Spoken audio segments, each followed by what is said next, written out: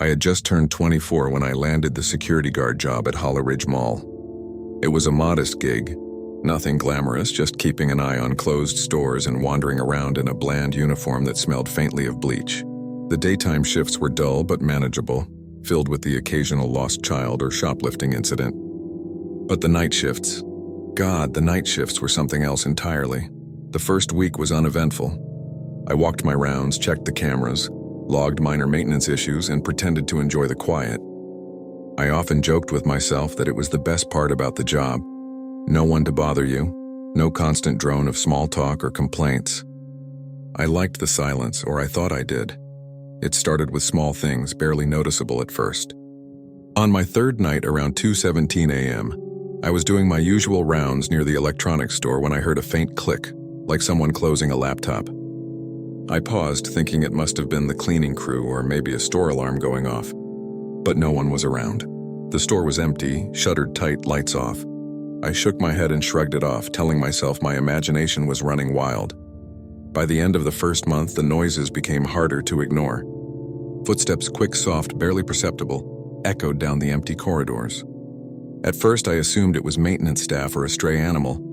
I even went into the janitor's closet once to check, finding nothing but a dusty mop and some half-empty buckets of cleaning solution. Nothing else. Then the shadows started. Not regular shadows, like the ones your body casts under fluorescent lighting, but shapes that lingered in the periphery, just beyond the reach of my flashlight. I would glance at a corner, and for a split second, a figure would seem to be watching me before vanishing when I looked directly. Always in the same dim hallway near the food court. I tried talking to the daytime security staff about it, but they laughed. "It's just an old building," they said. "These places make noises. You're seeing things." I wanted to believe them, and sometimes I did, but the unease never left me. One night I was monitoring the security cameras from the small office in the back.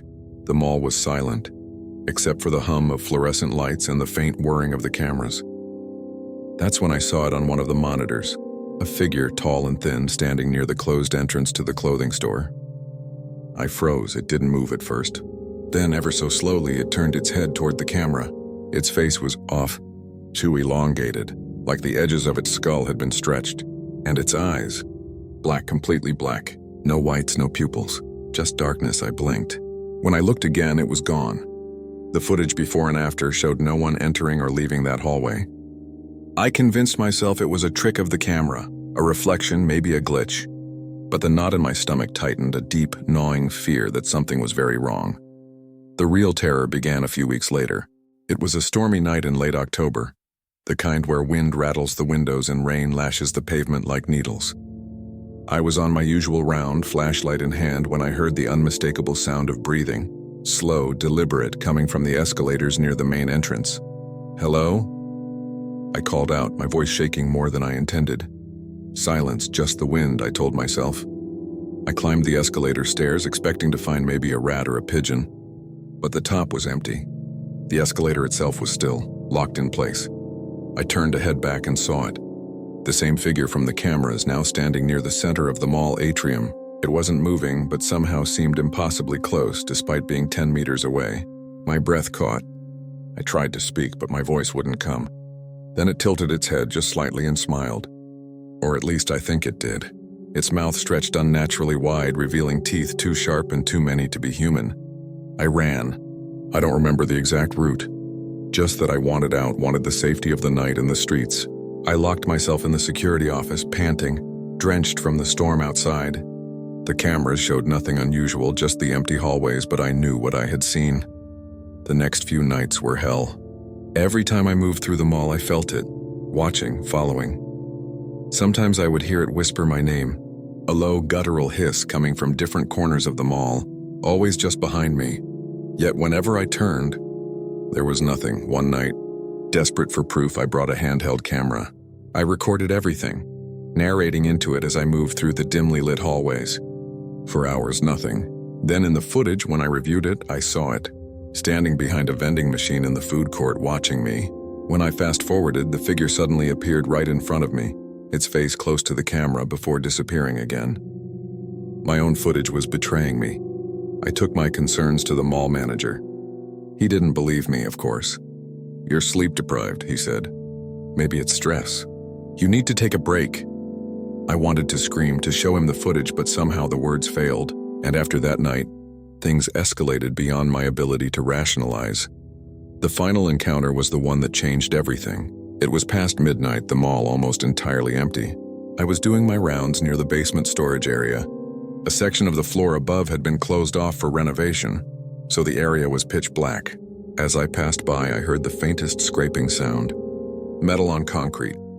Slowly, the noise turned into footsteps echoing behind me, matching my pace. I froze. A cold presence pressed against my back. I couldn't move, couldn't breathe. Then a hand, impossibly long and thin, touched my shoulder. I spun around, nothing, but the feeling didn't leave. It lingered, wrapping around me like a living shadow. I ran, taking stairs 2 at a time, heart hammering. I reached the security office and tried to lock the door, but it wouldn't budge. I felt it on the other side, pressing, trying to get in. Then the lights went out. Total darkness. For what felt like hours, I was trapped, hearing whispers, scratching, something moving just beyond the door. Finally, the emergency lights flickered on. The room was empty. No sign of the thing, nothing but the faint smell of burnt metal. I quit the job the next day. I couldn't go back.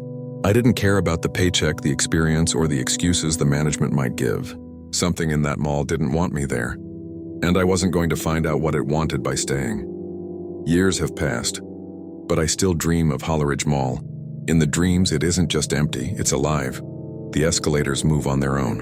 The lights flicker in rhythm with a heartbeat that isn't mine, and that figure, that thing is always there, waiting in the shadows, smiling that impossible smile. I've never returned. I don't even drive past that part of town anymore. But sometimes at night I swear I hear the faint hum of fluorescent lights, the distant scrape of metal on concrete, and the whisper of a name only I would know. And I can't help but wonder, was it following me when I left?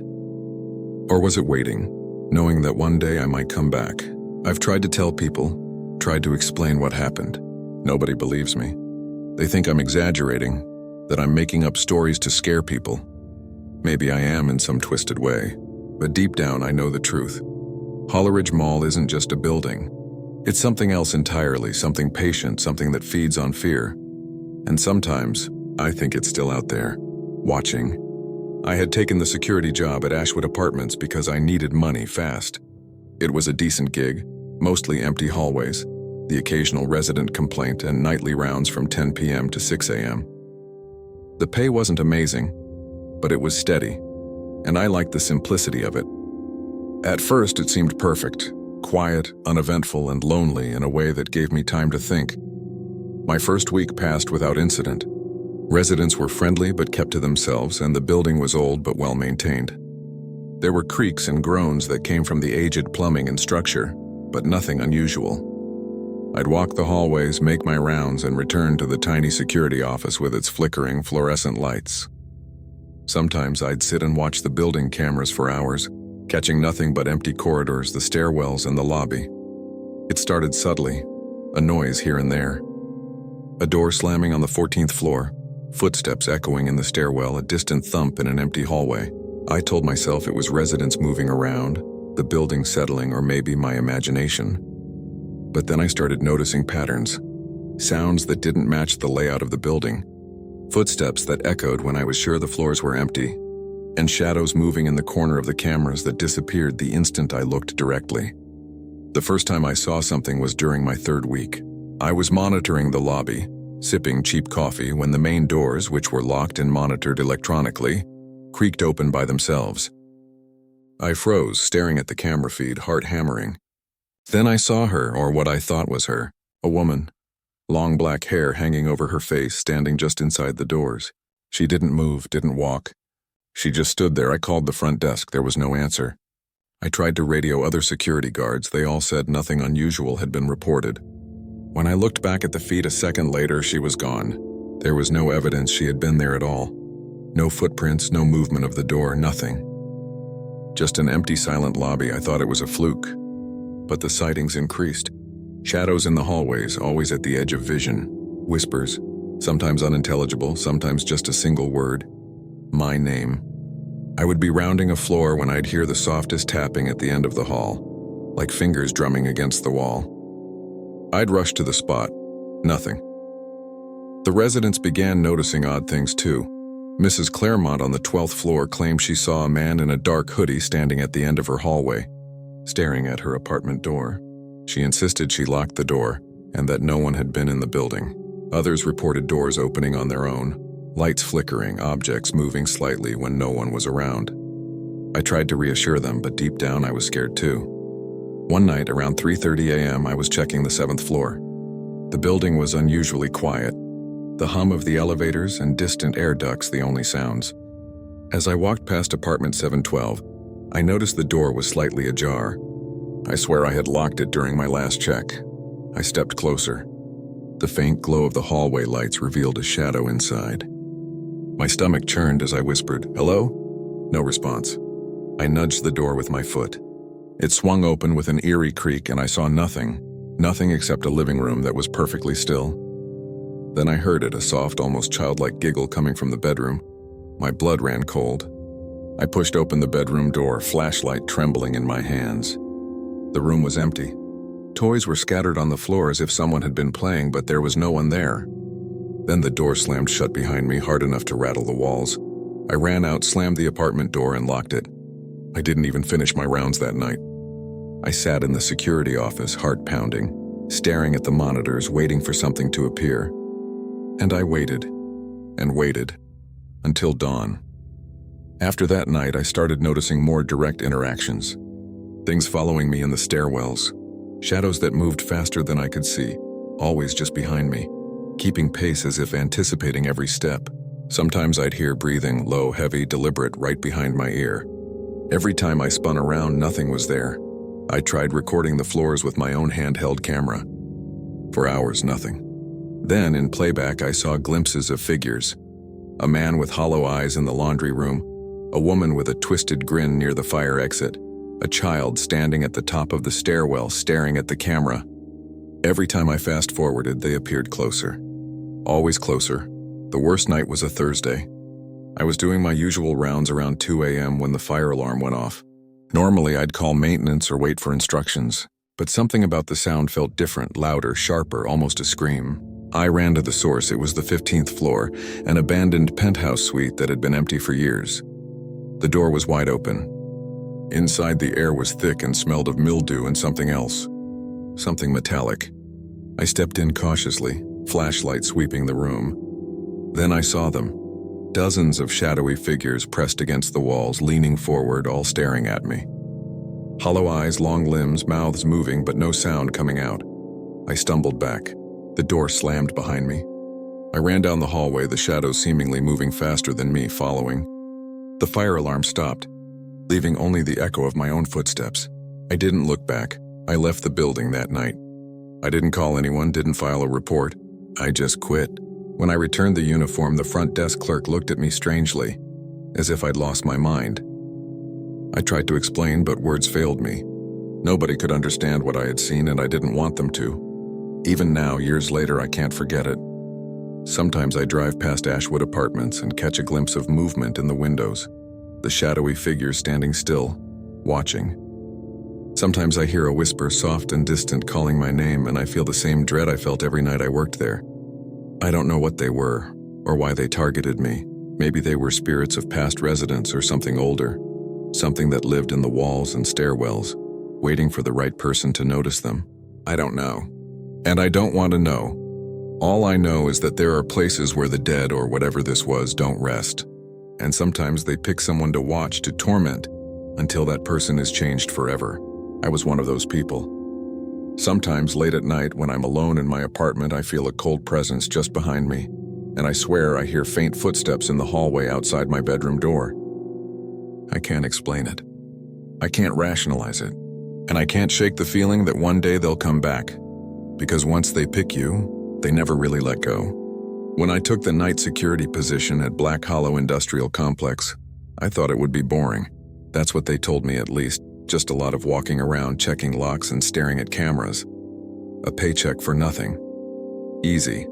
The place had been partially shut down for years. Once a thriving manufacturing hub, now only a couple of units were still in use. Most of the complex was empty. Huge, echoing warehouses with broken machinery still bolted to the floors, long, dark corridors, and stairwells that smelled of oil and dust. I was assigned to cover the entire facility from 9 p.m. to 6 a.m., alone. At first it was dull. I'd make my rounds every hour, checking doors, shining my flashlight across endless rows of steel shelving, and signing off on maintenance sheets.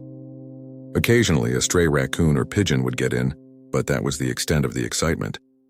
But then things started shifting. It began with the sounds. You can't mistake an empty building's echo. It's hollow, predictable. But around my second week, the echoes didn't sound right anymore. Footsteps would echo when I wasn't moving.